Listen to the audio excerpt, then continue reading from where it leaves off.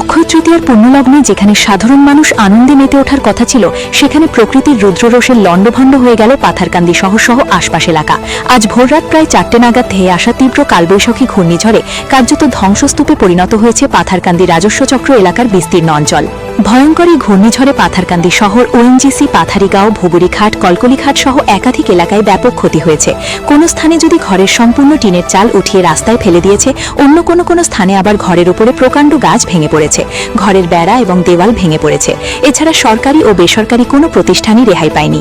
Patharkandi circle office কার্যালয়ের boundary দেওয়ালের উপর বিশালাকার গাছ উপড়ে পড়ে ক্ষতি হয়েছে।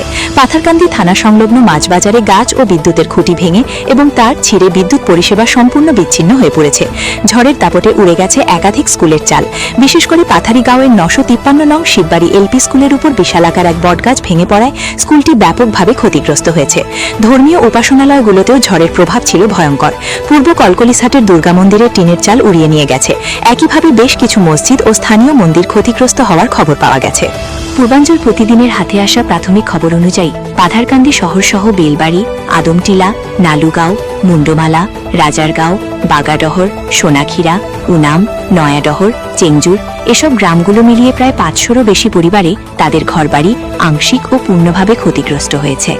ভোররাতে যখন সবাই ঘুমে আচ্ছন্ন, ঠিক তখনই বিকট শব্দে ঝড় শুরু হয়। কিছু বুঝে ওঠার আগেই ঘরের চাল উড়ে যায়। অনেক জায়গায় কাজ পড়ে রাস্তা বন্ধ হয়ে গেছে। বর্তমানে পুরো পাথারকান্দি এলাকা বিদ্যুৎহীন। রাস্তাঘাটে বড় বড় গাছ, ঘরের চাল ও বিদ্যুতের খুঁটি পড়ে থাকায় যোগাযোগ ব্যবস্থা বিঘ্নিত হচ্ছে। স্থানীয় প্রশাসন ক্ষতির পরিমাণ খতিয়ে দেখতে ইতিমধ্যে তদন্ত শুরু করেছে। অক্ষয় তৃতীয়ার খুশির বদলে এখন পাথারকান্দির আকাশ বাতাসে শুধুই হাহাকার।